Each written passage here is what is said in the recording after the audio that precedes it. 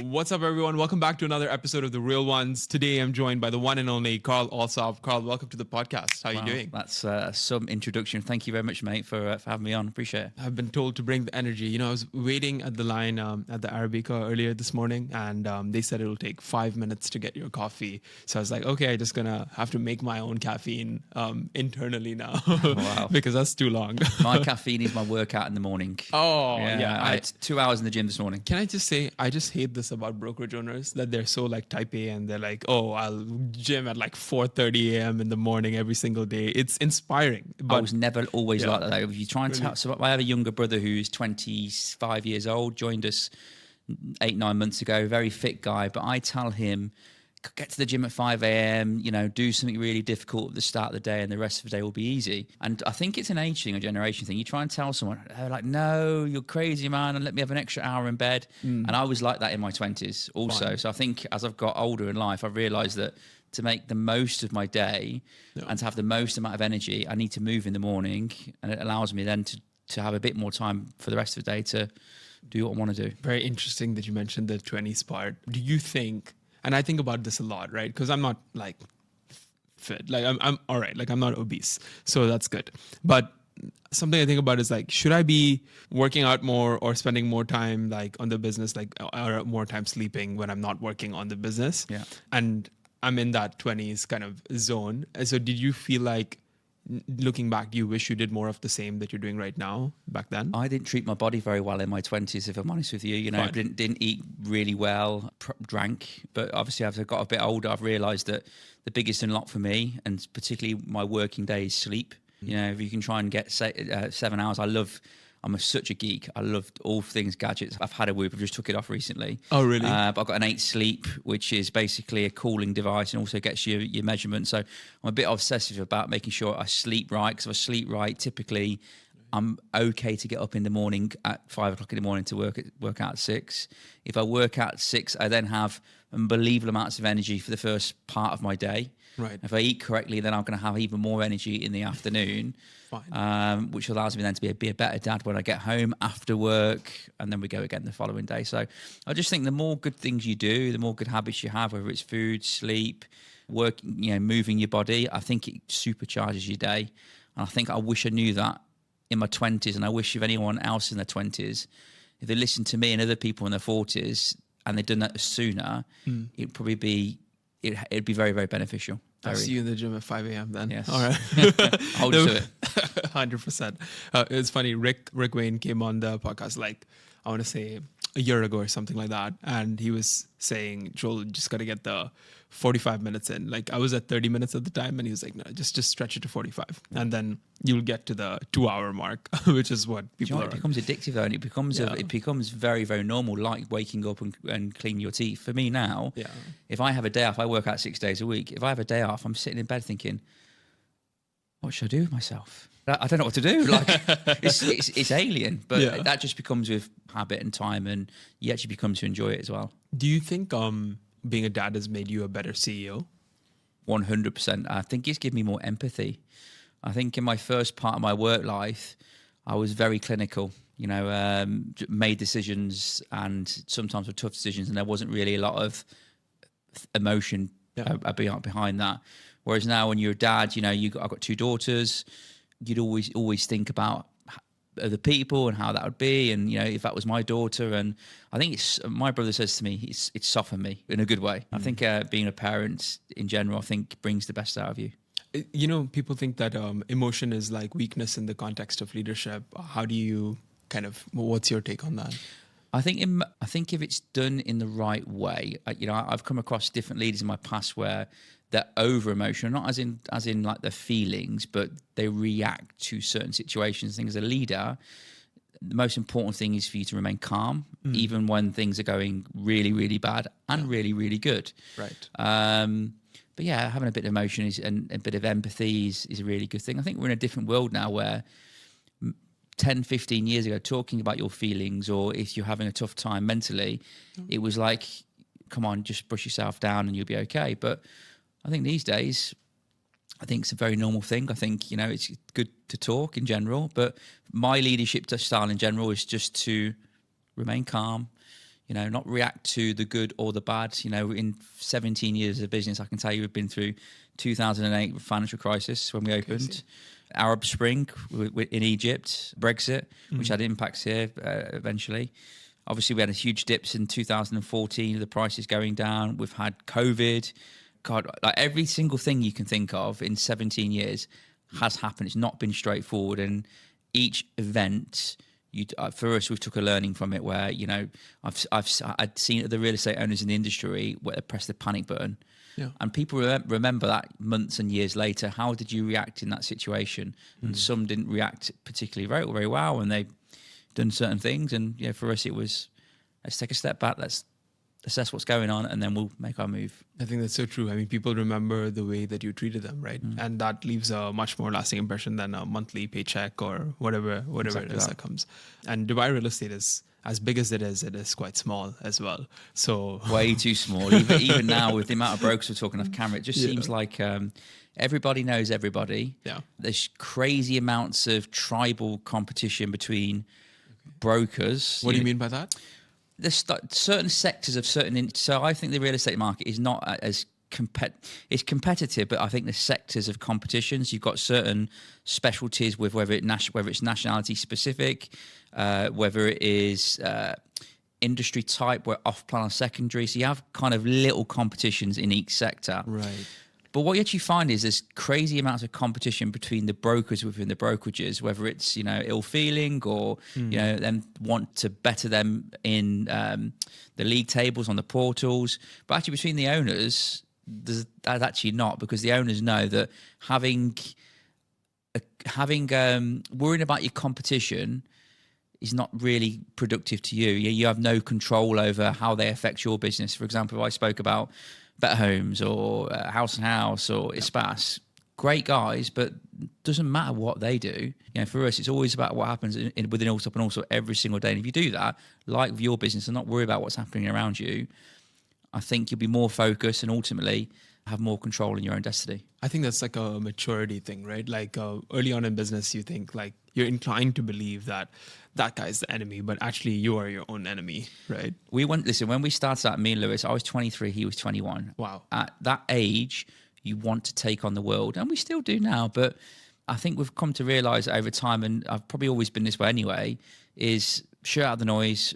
If you're worrying or copying what other people are doing, then you have a problem, because you're not focused on yourself and the other ideas. And the amount of things I've seen over the years where people have copied what we've done or done different versions of how we operate the business. I was just thinking, guys, like in the long run, if I was working for your company, I would be concerned because you're going to run out of ideas. 100%.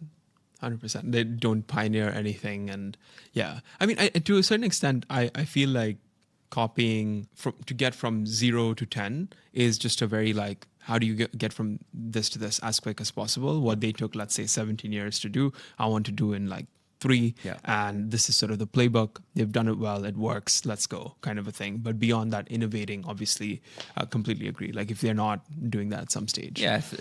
Setting up a real estate brokerage in Dubai, getting from 0 to 100 brokers, very easy. Very, very easy, because you have this locker room mentality. Everyone's in it together. You have a close-knit feel. It's us against the world. But as you scale and you go to 200, 300, 400, there are way more problems. That intimacy of the team becomes more fragmented. So, I think what people are truly tested when they go from that, 0 to 100 stage, and then they say, okay, well, to make some real money in this business, 100 brokers is not great, if I'm honest with you. You need to make it really meaningful. You have to take it 200, 300, 400, 500. And that's when the real problem is, because you have the disconnection with different teams. And, I think we've learned a lot along the way from going from, 150 to 300, 400. It's interesting. I have a 15-person team. So very different to, see the... Enjoy these times, by the way. I love it. Best. Absolutely love it. Like we take everyone to, let's say, Dime Burger or Last Exit or whatever it is. And we just like pull up all the cars and open up all the booths and we just sit there and eat burgers. It's like great. The sad thing is it will never be like that. It will never always be like that. Never. Yeah. When you're generating wild amount of income, which we talked about. You'll be running multiples of siloed teams, and everyone want a piece of your time. Yeah. And it's very difficult with the amount of time you've got in your day and your week to get across every single person. Yeah, and it sucks because it's like, for some people coming into our company, I don't think we're Google or Amazon or anything like that. So what they're really believing in and like what they're really taking a bet on is me and my co-founders and the vision that we sort of believe in, and that personal attention to sort of give them the playbook to go from A to C. That's really what we need to be able to do for each one at scale. Otherwise, it's kind of like servant leadership, right? Like where you're the one serving those employees. And the second you stop doing that, they'll go elsewhere. And loyalty is at all-time lows, I would say. Yeah. So very, very interesting. So what is that sort of lesson for you now, running like a 600, 700 person company? What's changed from when you were a very small team? And what do you wish you knew before? Well, the biggest change is that relationship with as many people as you could possibly have. It was, you were in every single meeting. You knew every single person's name. You knew every single person's result, and you were involved in practically most things that happened during the day. Whereas I think the biggest challenge for us was adjusting over the years that actually being involved in every single little moment of what happens in the business and having chats on the sales floor every day wasn't serving the business well. You've got to make sure you trust really good people in the business, and I'm a control freak. I love to be in control of everything because if I know I'm doing it, it's probably going to get done to the way I want to get done. But I've realized by me being like that way, I held the business back, I held people back, and by trusting people more and empowering people, they surprised me that actually they were capable of more. So trusting people a little bit earlier on would have been one lesson to learn. But looking back to then to now, I would say to myself, with that 100-man company, be okay with not knowing every little thing that happens in the business, because if you're involved in everything in every little moment, you're not helping the business grow. At the moment, we're touching on 500 real estate brokers within the next couple of days or next week or so. But I'm thinking about, well, how can we get to 1,000? How can we become the operating system for all real estate brokerages or brokers in Dubai? I'm thinking way ahead. So if I'm involved in a sales meeting or talking about every little moment that happens during the day, I'm not thinking about 2 years, 3 years, 4 years, 5 years time, which is my job to kind of serve my agents, which is, Lewis put it right, my business partner a few years ago. We work for the agents. Yeah. And my job for them is to ensure, can I get your phone ringing? Can I give you fantastic support? Can I train you? Can I ensure that you're up to date with all the latest changes in legislation? Can I ensure that the support teams we have behind you, of its progression, they are absolutely fantastic. So when you come into work, you are trained, your phone is ringing, you have a world-class CRM system, you have an unbelievable management team who have been from the very bottom to the top, that have done your job, that can help you in every single situation. Right. So when people come to work, they're not just sitting in another real estate office at another desk. There is genuine value that's being offered to them every day. And Lewis put an Instagram post out a couple of days ago. One of our staff last month, $1 million pay packet, 1 month in his pocket. And actually funny, he said this. He said to my managing director, my managing director said to him, "Oh, well done last month on your pay packet. It was amazing." He said to me, "How much did I get paid?" Crazy. That's wild. Yeah. I mean, most people in Dubai, having grown up here as well, like that's not even your earnings in 10 years sometimes. And right? that number's not a regular number every month. Yeah. With real estate, your earnings can be up and down. But, the market at the moment, there's so many brokers doing this job that they need to realise that we are so lucky to be in this moment, and how much energy there is and how much attention there is on this real estate market, that it may not be like this forever. And I remember it 17 years ago, where you were practically begging people to buy something, because every day they were reading property prices down 7%, 5%, 10% every single day in the newspaper. So try and convince someone to buy was very difficult. So enjoy these moments and try and make the most of them. So it's interesting because I have a reasonable insight into the UK real estate market as well. Spent about 6 years in London or so. So know a few people there as well. And it's interesting that they've gone onto the, I would say, phase of maturity now where lettings wins as a business massively versus buying a house, especially now with stamp duty, et cetera, all this kind of stuff. When you think about Dubai real estate and how the UK sort of scene evolved, do you think we'll kind of parallel something like that in the future? Or do you find that the dynamics of this region is just going to be a total anomaly? So we're talking now from a business perspective or a consumer having to rent a property? Business perspective. Okay. Yeah. I think having a really solid lettings business, residential rentals business is very important. I think one, for having property management recurring revenue creates value for a business.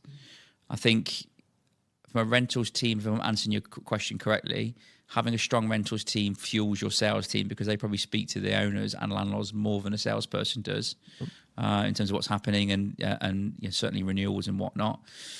Are we edging more toward a rental-centric market? Maybe. I think softening happens in rental prices before sales prices. Yeah, and they are happening. So they are actively happening. Yes. So quite possibly, yes. Very interesting. Yeah. I mean, like, I guess I wanted to also understand how you view technology, right? Like in the context that we talked about all these agents and agents not realizing like the good times that they're having right now.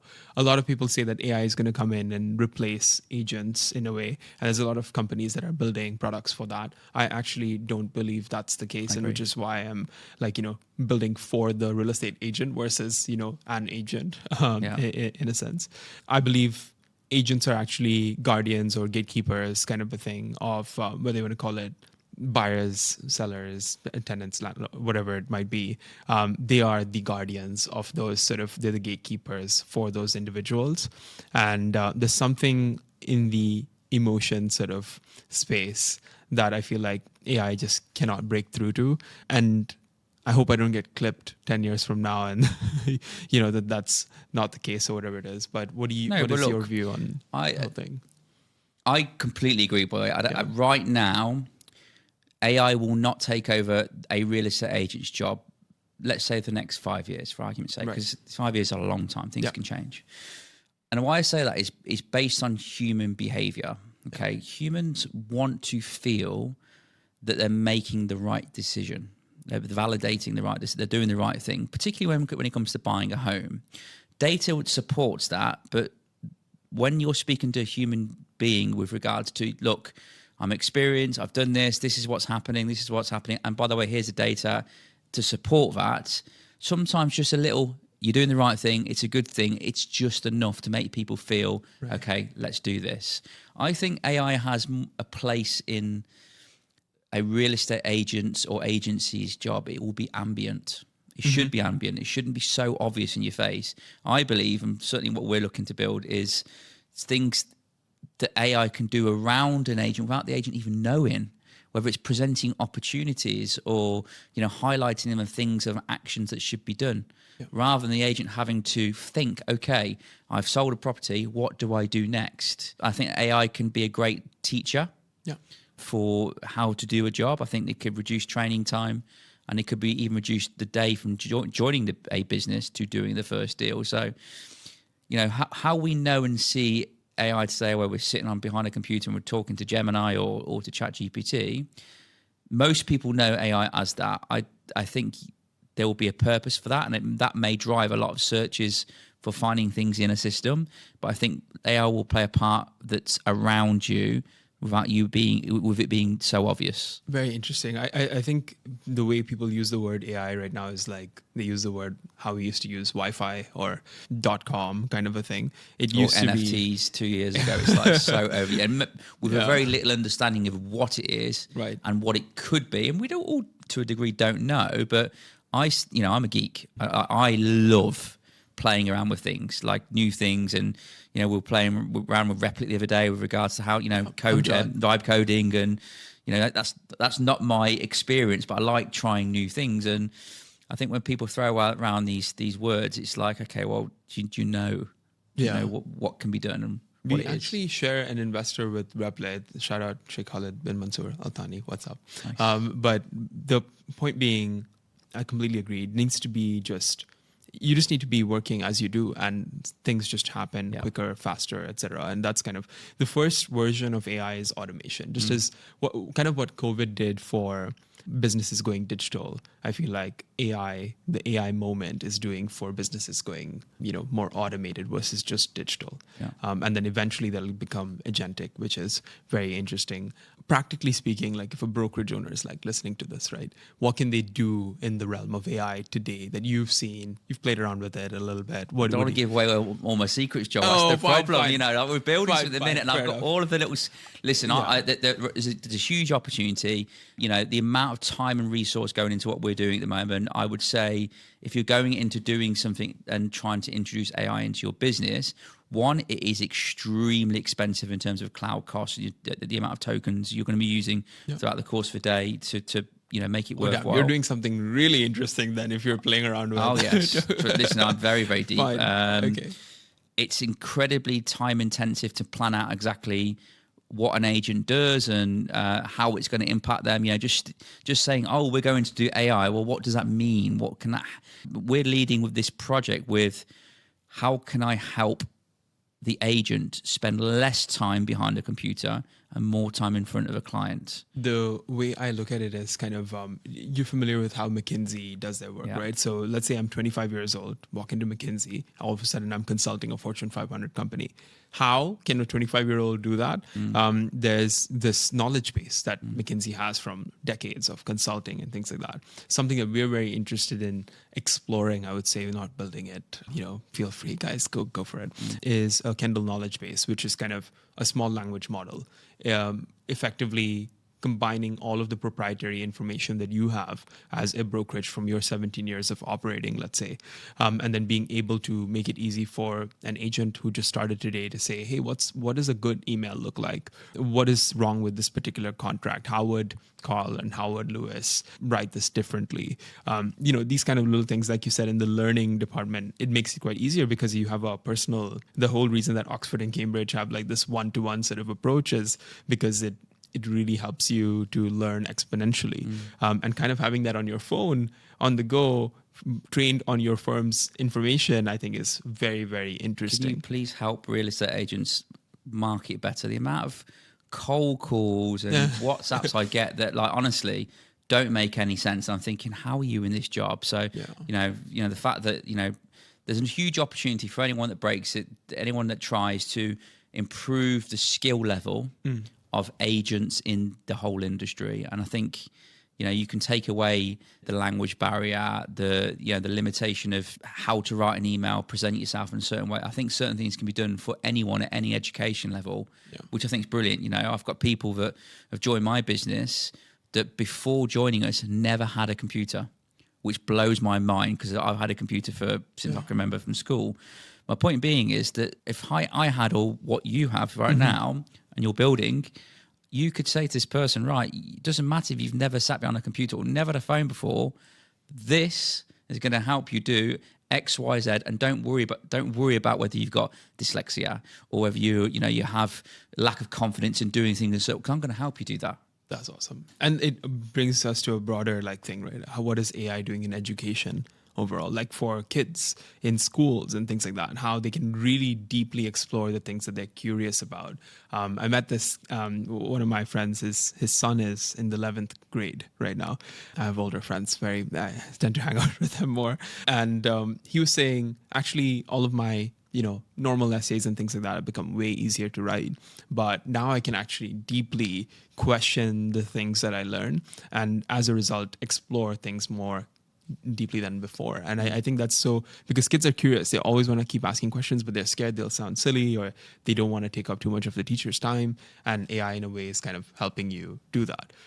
Before we sort of digress into the whole AI sort of world, would love to sort of pull it back and understand what was really the hardest time in your life, and how did you sort of overcome it? Something I always ask leaders that are sat across me, and I just would be curious. Hardest time was probably two, really, if I'm being brutally honest with you. The first one was leaving the UK because I was in my comfort zone. I had my girlfriend then, who's now my wife. I left the UK at the time and was in a nicely paid job, very, nice set of friends. Everything was good. But my younger brother was making 70,000, 80,000 in one day, which was more than my yearly salary. That was a tough decision, and I remember one vivid conversation. I was in a place with my father and I was sitting there and I was moaning about, I'm better than Lewis, I should be earning more than him, and it's not fair he's doing this. And he turned around to me and said, son, pour me a drink, meaning pour you. Go and do something about it. Get on the plane and go and... Oh, he's like, go cry about it. Yeah, go and cry about it. Go and, if you want to do something, go and get on the plane with your brother and do what he's done. So that was a tough moment. And then, in the early years, you do question yourself. It doesn't matter what happens on the inside. You question yourself as, can this be as big as it should be? There was a moment where we were days away from not being able to pay staff and days away to say, we can't pay you, which thankfully didn't happen. COVID was tough, being able to send people home and say, we don't know when you're going to come back to the office. We were having many, many, many phone calls over the course of the week, quizzes with the staff to try and keep them mentally calm and everything's going to be okay. But they're all good lessons. Everything that's happened in life, I think it's happened for a reason. And I think, for me, I would say for anyone, get outside your comfort zone as quickly as you possibly can. Make as many mistakes as you can and don't be afraid to make mistakes, because, you're making mistakes, you're a lot closer to that end result where you want to be. And yeah, the tough times, I just think you learn a lot from them. You learn a lot from the COVID situation, moving to a new country. There are probably lots of things, and I think in 17 years, there's probably more than I can even remember. But the fact we've been here and still here 17 years on, and in my opinion, top of a tree, or certainly one of the best agencies in Dubai.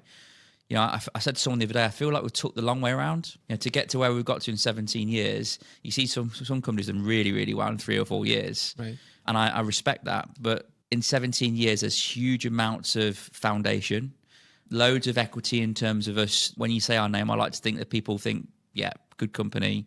But it took a long time to get there. I mean, this is it, right? Like, I don't need 2 podcasts anymore because I've got Allsopp out of the way. That's it. No, we're done. If only that were true.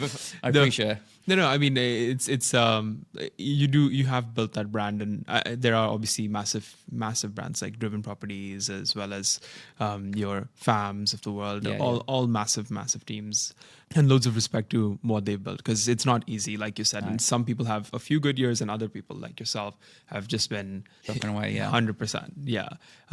So that, and also you brought up your brother sort of a few times in there as well, and he seems to be a very integral sort of part of your story. How is family and business something I usually struggle to kind of. My sister is in medicine, she's a doctor, and I've always thought what if we started a health tech company together at some point? That would be really cool. But also can't imagine how that impacts your personal relationship, kind of a thing. Do you find that it does at all, or now it's just Do you know what, in general, yeah, I would advise anyone at all costs not to work with family or friends at all costs. Yeah. I've worked with friends. Yeah. Most of them have let me down. Yeah. It's not really affected our friendships, but at the time it wasn't great. Working with my brother, he is my best friend. We've been together every single day, probably since we've been born, bar a year or so. We are very strong personalities. Oh, what, you guys? No, way. No, in terms of we have very different opinions a lot of the times, and because we are so different, it works. But there have been situations where in the earlier years, you're at each of his throats because something is so important to you, but you disagree in it so much. But obviously maturity kicks in, you learn to deal with things in a certainly different way. Certainly in the last 5 years in particular, since both of us have been fathers, we have very different styles of how to run a business. I think we've both come very comfortable with when there's certain things that happen during the business, I say, go and do it. And even if I don't like it, I let him run with it because I trust him implicitly to get there eventually. The paths might be a bit different, but the result will be the same. And likewise with me, he knows that, he often uses a phrase, I chuck a grenade in the room and Carl goes and cleans it up. So it works really well, and we have a lot in common. We do we're different people, but I would say in general, not every single person who has a really good relationship with their brother and sister, and can have good times with them out the office as well as in the office. I don't know. It's tough. There are so many people that have had this conversation with me and said, "How do you do it? I find it difficult," or "It's not worked for me." I mean, yeah, and you guys are strong personalities, which is always fun. It's probably two of the most talked about names, I would say, that have come up in a lot of the conversations. Oh, really? On my way on this procession to the zenith of Dubai real estate. But yeah, that's very interesting. And what about what's next for you? And like, how are you really thinking about the next couple of years? It's very hard to think 10 years nowadays, especially given how fast things are moving. Yeah. But what does that look like? Yeah, look, so my CFO sat down to me the other day and he said, "Carl, can you plan out the next 3 years for me financially speaking?" Of course we do that now. And as a bigger business, you have to think a little bit further ahead rather than year to year. But typically for the next 12 months, I said to you earlier on, which kind of clashes with your business, I said, we want to be the operating system for real estate brokers. I believe that we will start that process beginning of next year internally. And obviously there'll be lots of things that we'll discover to make that work. There's new business streams that we'll be looking to get into. I've never had so many calls or reach outs recently in the last 6 months where people are looking for investment. So we're very active at the moment with trying to grow, not necessarily Allsopp and Allsopp, but other things outside of our business to kind of have a string to our bows, and who knows, eventually that might come back into the business. Any recent bets that you've made that you can talk about? Not right now. There's a couple which we've just signed off on, which are not really connected to real estate, but they may have some crossover eventually. But they're happening as we speak. Yeah. Obviously, we'll continue to grow headcount. We'll look at new business service lines. Abu Dhabi is happening imminently, certainly by Q2 next year. Other Emirates, I'm having people ask me about Saudi all the time. Saudi for us is too soon. Yep. I know what's happening on the scene there at the minute, and it's just not quite ready for our model. I mean, it's a lot of master agency stuff, right? Yes. Like in Saudi. And I think I won't get into names, but we need some maturity to happen. For it to be fit for us. Many people have said you'd be perfect for that, but it's just a little bit too soon. But yeah, look, headcount, other business streams, looking at other business opportunities outside of real estate, working on the operating system for the industry, and I think that's. How do you think about that, right? Like, if you don't mind me pressing on this operating system piece, how can you build the operating system for the industry, being a competitor in industry? Because I think there will be a tremendous amount of consolidation in the industry in the next 3 years. You'll see a lot of people running for cover. When you run for cover, you go to somewhere safe. Got it. Where's somewhere safe? Somewhere that's been around a long, long time, meaning Allsopp and Allsopp, that has weathered many, many, many storms, that has financial power to weather storms.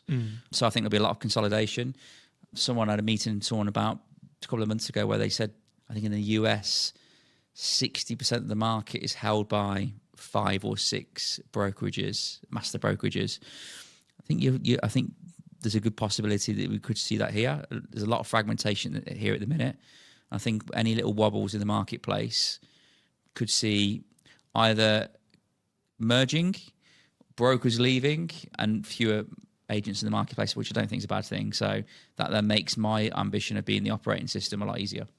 No, I get it. So fine. That's one way to go about it for sure. I think you have the likes of Keller Williams, EXP, all of these guys. Obviously, different models, different structures, and things like that. But they are massive. They are definitely insane. 150,000 agents, I think, in the US. Keller Williams, EXP is probably 80,000 or something like that, which is an insane sort of volume. And they've gone up. A Compass, they've all just picked up different teams and just sort of put them together, given them their tech, given them their sort of best practices, and Well, my ambition is to have 5% of all brokers working at Allsopp and Allsopp. I think that's possible. I actually think it's possible. Yeah. Yeah. I wouldn't be surprised if that happened. But that's really great to hear. So that's kind of your long-term vision and roadmap kind of a thing. One question that I always ask every broker journalist sat across me is, what advice would you give your 21-year-old self? Oof, 21. What was I doing when I was 21? I would say don't don't overthink things in general. Just do. And what's the worst that can happen? Because I think when you're growing up, everyone I think growing up has imposter syndrome. This feeling of, do I belong here? And certainly when you start in a business and you're meeting, you've got lots of competition or you're meeting for investors, these are just other people. Yes, their bank balance may look a little bit different, but the reality is they're just people. Don't be intimidated. Enjoy the ride. For us, it's been a long one, but stick at it. Smile more than you can. Smile more than you can, and just enjoy the ride. Enjoy the process. Lewis always says to me that I always think about what's next, and to me that is a superpower and a weakness. I don't really live in the moment, which is not great. When we have something good happen in our business, I don't really say brilliant, have a glass of wine and well done. I'm always like, okay, well, what's the next objective? Which is, like I say, it's a weakness and a strength. And I'm trying to come to terms with enjoying the good moments, but never losing that edge where, keep pushing my teams. My MD messaged me the other day saying, never change, keep pushing people around you. And for me, that's one thing that I think I'll never will change.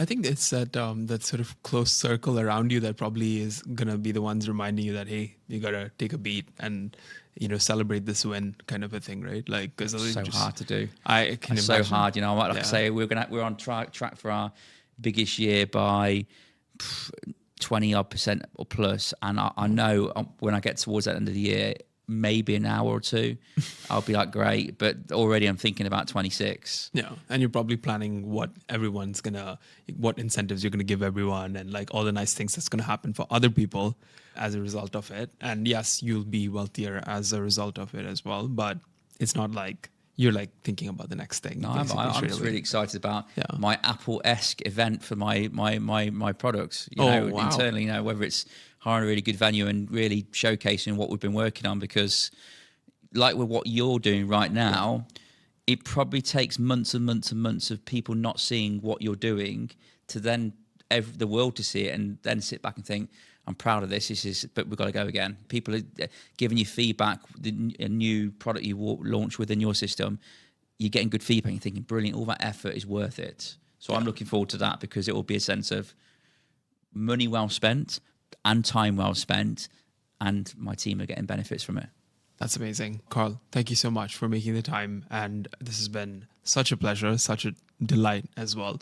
I'm glad that you decided to come on to The Real Ones. And from my point of view, genuinely, I absolutely love people like you that are trying to change this industry. Keep doing what you're doing. And I'm very, very sure big things will happen for you, and I'm rooting for you. No, I appreciate that. Thank you so much. That's been this episode. Couldn't have gone better. We'll see you in the next one.